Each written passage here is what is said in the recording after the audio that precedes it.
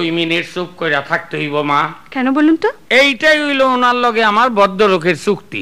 3 বার পাপ করলেই 2 মিনিট নীরবতা পালন কইরা শোক প্রকাশ করতে হইব। না না না না না, দাঁড়াইতে হয় না, দাঁড়াইতে হয় না, বইসা বইসা করলেই হয়।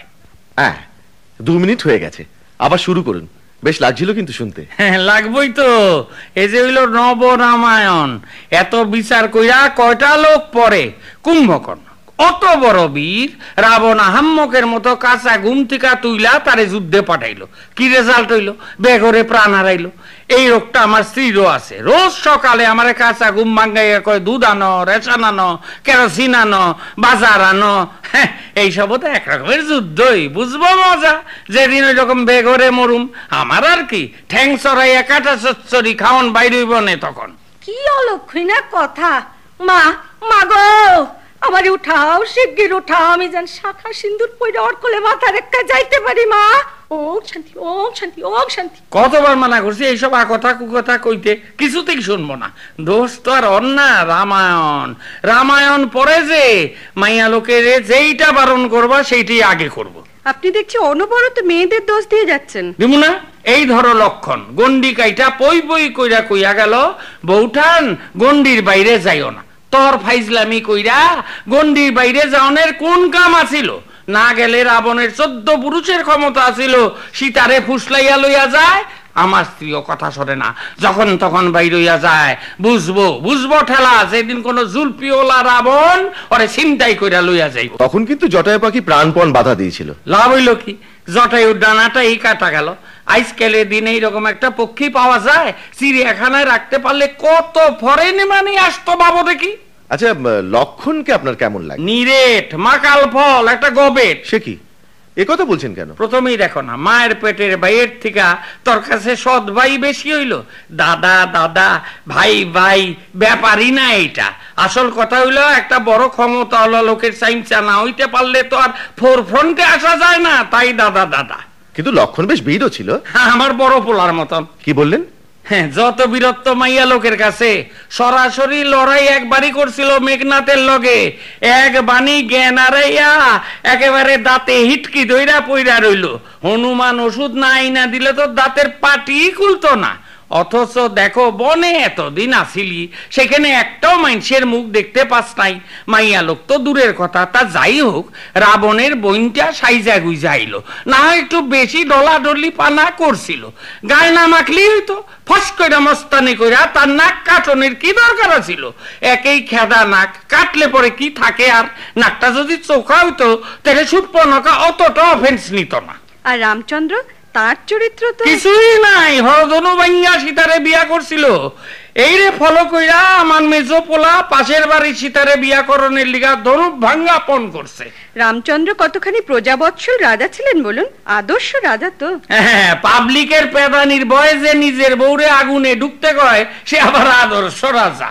পাবলিক রে ভোটের সময় খেপানো চলবো না। রামের তখন সিংহাসনের দরকার, পাবলিকের ডিমান্ড মাইনা নিতে হইল।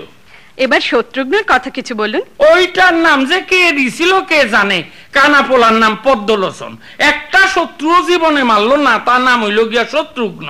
হার চামারের নাম কৃপা সিন্ধু। বরং ভরত রে কোন যায় সালুমাল। জানে সিংহাসনে বসলে তখন যা টেম্পো মাইদর খাইয়া মরবো।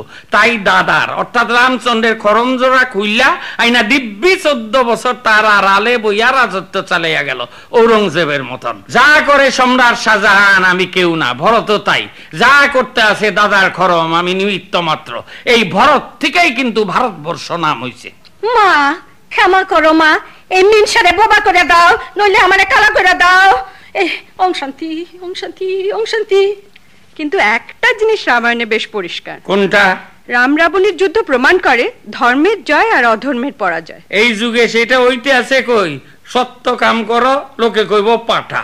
সত্য কথা কও, ঠেঙ্গানি খাইবা। সত্য পথে থাকো, না খাইয়া মরবা। সৎ পথে থেকে মরলেও নাকি স্বর্গ লাভ হয়। হ্যাঁ, তখন হইতো, তখন তাড়াতাড়ি ডেসপাস হইতো, হয়তো স্বর্গে যাইতো। এখন সৎ পথে মরলে ডেড বডি কোন দলের আইডেন্টিফাই হইতে হইতে ডেসপাসের আগেই পয়সা চাইবো। স্বর্গে পচা জিনিস এলাও করে না। খুব মুশকিল হলো তো। কেন? ভেবেছিলাম বয়স্ক অশিক্ষিত মানুষদের চিরকাল অন্ধকারে না রেখে আমরা কিছু কিছু জ্ঞানের আলো জ্বেলে দেব। জ্ঞানের আলো? কে দিব?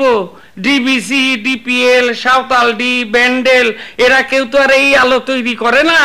তারা যে আলো তৈরি কইরা পাঠায় তাতেই আমরা কুলাইয়া উঠতে পারি না। আর এই আলোর মেগাওয়াট তো অনেক বেশি। তবু রাম রাবণের যুদ্ধে কয়েক লাখ বান্দর মারা গেছিল, তাই রক্ষা। না হইলে যা পরিবেষ্টিত হইয়া আছি তার উপরে আবার যদি তাগো বংশধরেরা বাইচা থাকতো তাহলে তো কাম সারছিল। তাহলে আপনার মতে রামায়ণে শেখবার মতন কিছুই নেই? একটা ব্যাপার ছাড়া, সেইটা কিন্তু বিজ্ঞানে আছে। রামায়ণে বিজ্ঞান কোনটা বলুন তো? কত জ্বর জারি হইলে, গাও গরম হইলে থার্মোমিটার বগলে দেখেন। এর জবাবও রামায়ণে আছে? হ্যাঁ আছে। শরীরে এত জায়গা থাকতে বগলে থার্মোমিটার দেখেন? বুঝতে পারছি না, এও রামায়ণ? নিশ্চয়। আমাকে পূর্বপুরুষকে হনুমান বিশল্যকরণী খুঁজা না পাইয়া পুরা গন্ধমাদন লইয়া মারল লাভ। কথা ছিল সূর্য ওঠার আগে ওষুধ খাওয়াইতে হইব। এইদিকে হনুমান আকাশে থাকতেই দেখে সূর্য প্রায় ওঠে। খপাত করে সূর্যরে দইরা বগলে চাইপা ধরলো। তেইলি বোঝো বেবাক হিট তো বগলেই। তার থেকেই সাইন্টিস্টরা বগলে থার্মোমিটার দেওয়ানের প্রথা চালু করলো।